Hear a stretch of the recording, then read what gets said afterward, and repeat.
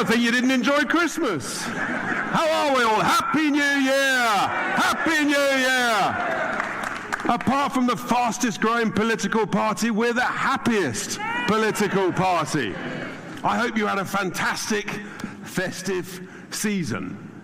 Not bad for myself. Got a new tie. What do you think? Woo!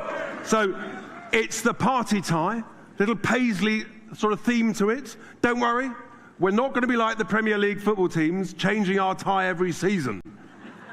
However, I've got a nice new tie also. Santa delivered. He delivered a nice new multicolored mug for me. Very kind, Santa. Thank you. Now, on it, it says, this mug is for you, me, she, her, him, they, them, us.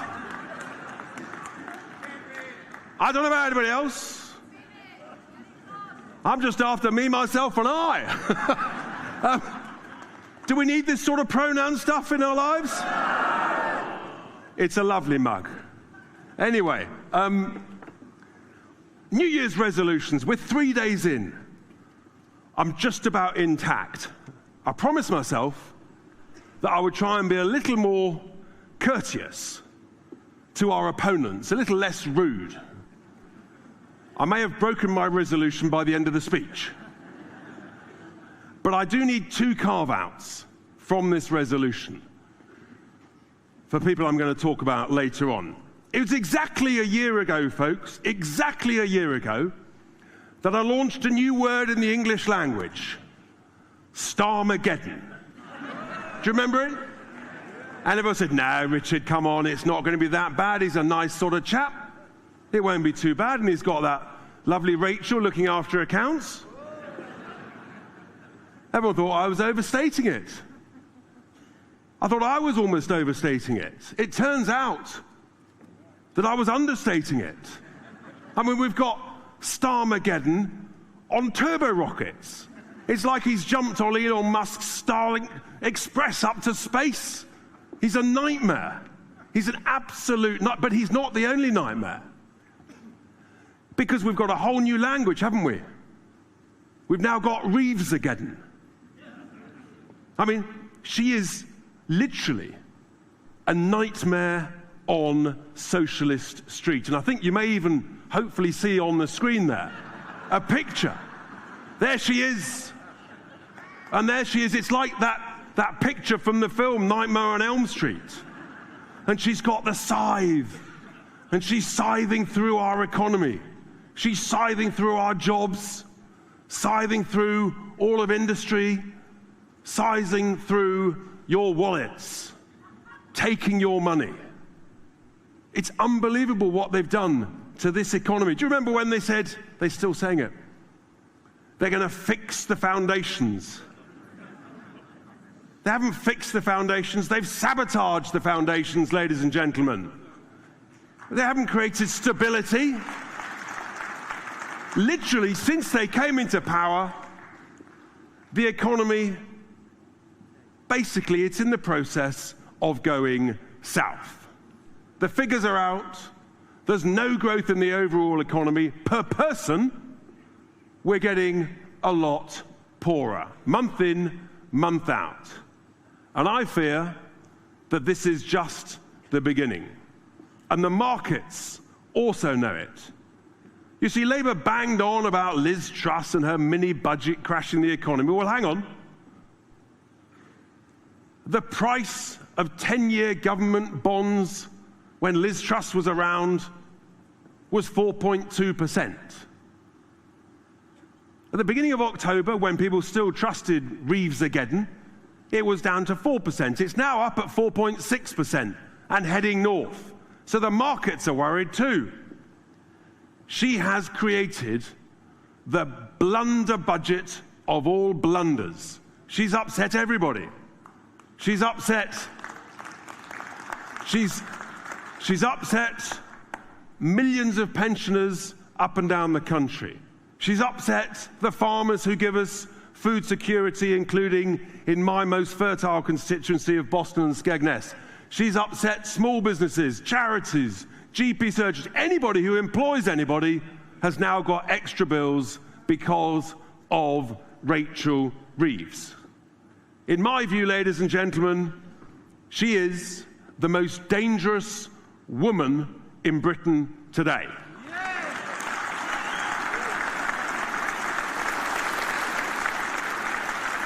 I mean, she's only been in the job 5 months.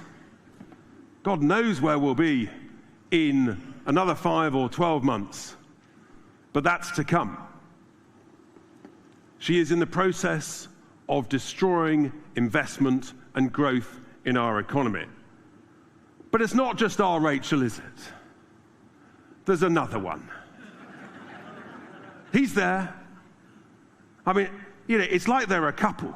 You've got the most dangerous woman in charge of the money, and then you've got the most dangerous man in Britain in charge of energy. Yes, Red Ed, another nightmare on Socialist Street. Is he there? Is he on the picture? There he is, with his knife, scything through jobs, scything through the car industry, thousands of jobs being destroyed as we speak. He's already finished off most of the steel industry, and he's only just started. And what does this man want to do? He wants to carpet all of our glorious, beautiful countryside with 1 billion solar panels made in China. I mean, how stupid. They bang on about food security. How do you get more food if you cover it with solar panels that don't work when the sun's not shining, which regrettably is too often in our beloved nation? Oh, no, but that's not enough. No, he wants thousands of wind turbines to be put up on our beautiful countryside. And where are the wind turbines made? China. And if it's not China, then it's overseas. It might be Germany or wherever. What you get from this is, do you get the impression that the jobs are elsewhere? Do you get the impression that the money is going elsewhere? I checked just before I came on stage. In the last week, we've imported about 10% of electricity from overseas. In the last year, we've imported about 13% of our electricity from overseas. How is that energy security when you're reliant on people overseas creating electricity and sending it on cables that who knows Putin might decide to cut at any particular moment? And all of this when we're sitting on all of our glorious energy treasure under our feet, oil, gas, shale gas, all this stuff. Why do you think America's got electricity and gas prices about 1/3 of ours? Because they use their own energy treasure. And our Wallies in Westminster, through their gross negligence, have decided to leave that treasure underground or under the sea. It's absolute, utter madness. So he is, without question, the most dangerous man to the British economy today. That's the bad news. But we have to be optimistic. We are the party of optimists, the party who believe that we can turn this around. And so I've got some good news. Might require a little patience, but it's only 4 years to go until the general election, folks. Are we going to win? You're not on form. Are we going to win? That's what we want to hear. Just look at what's going on. Oh, I nearly forgot. I'm sure Nigel will talk about it a bit later, but thanks, Kemi. You've done a great job. A year ago, I was thanking Rishi for his services to reform. I mean, these people, seriously. So that's the good news. 4 years and counting. But look where we are in the polls. No one believed it was possible. And you've got, as Matt said just a while ago, we're heading up now. 120, 150 seats if there was an election tomorrow. It would be more. You know that. We know that. Everybody knows that. It is quite utterly remarkable. Now, back at the general election, I was criticised for our contract for what they described as fantasy economics. They said that my plan not to pay voluntary interest to enrich the city by paying interest on the printed money, we didn't need to do that. Well, they scratched their heads, they didn't understand. And then they looked again and they thought, blow me down. Tice is right. The Financial Times, The Economist, even Robert Peston. You know you're on track when Robert Peston agrees with you. Boo. No, dear Robert, we love him dearly.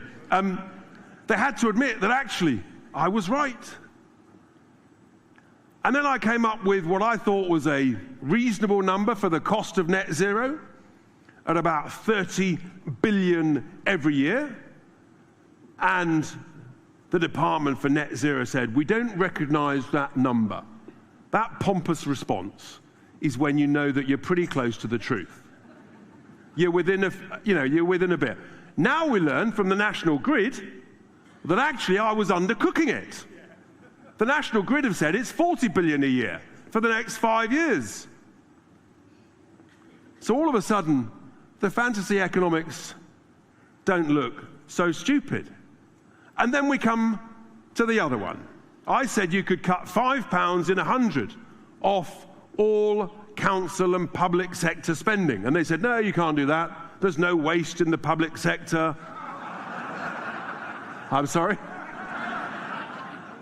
Guess what Darren Jones, the Chief Secretary to the Treasury, did 3 weeks ago or so? He wrote to all the departments in the public sector saying, Tice is right, please save £5 in 100.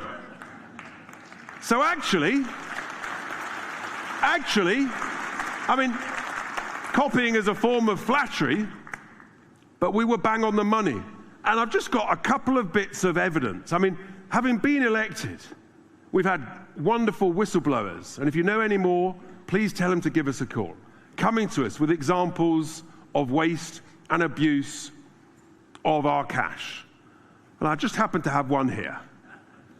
It's from Department of Work and Pensions, Winter Fuel Payment Centre in Wolverhampton.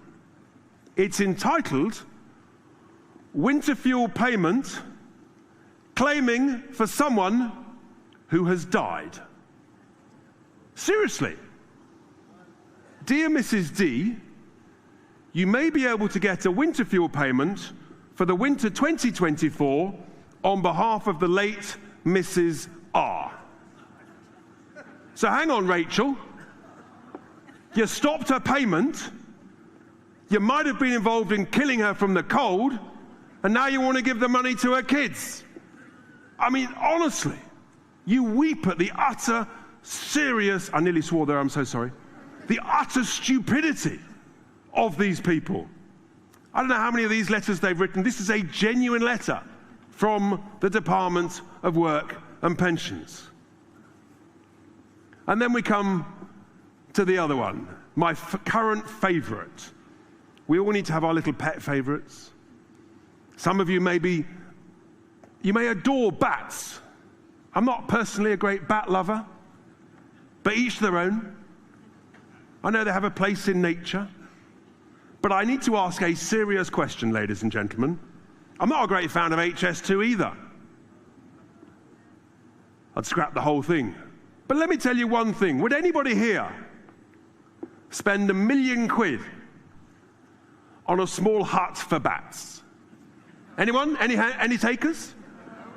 Would anyone spend 10 million quid on a bigger hut for bats? Can you believe that the bosses of HS2, they spent £100 million of our money on a bat shed? I call it the batshit bat shed. I mean, honestly, this is serious. I wrote a tweet, dear bats, I'm so sorry, we're a bit short of cash. I do hope you won't mind, but could you just pop the other side of the wood as opposed to staying where you were? Because we can't afford a £100 million bat shed. The boss of HS2 recently said he would do it again. Anybody involved in this decision should be fired. Gross, absolute negligence and waste of our cash.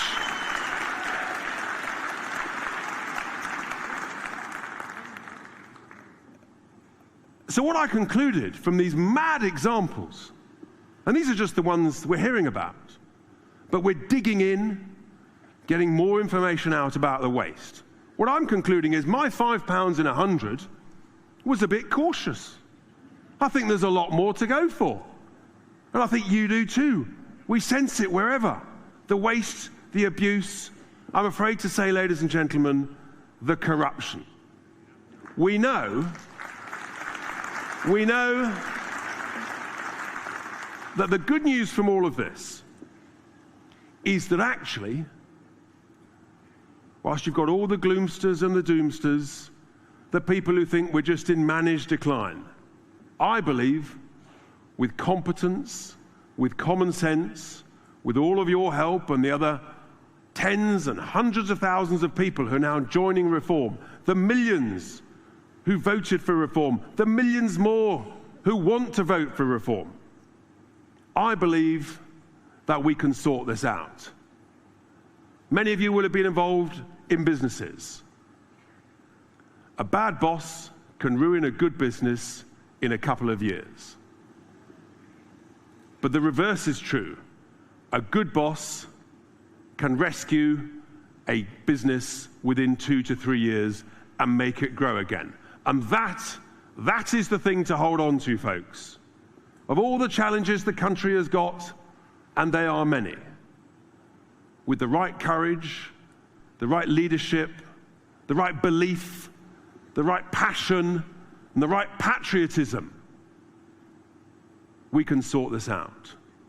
I've absolutely no doubt, ladies and gentlemen, this is just the beginning. We're on a journey. It's an extraordinary journey.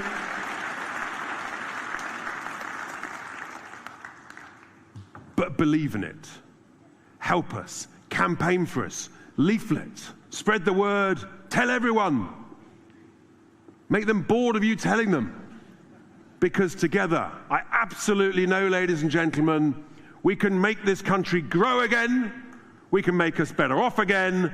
And if we do that, ladies and gentlemen, we will make Britain great again. Thank you.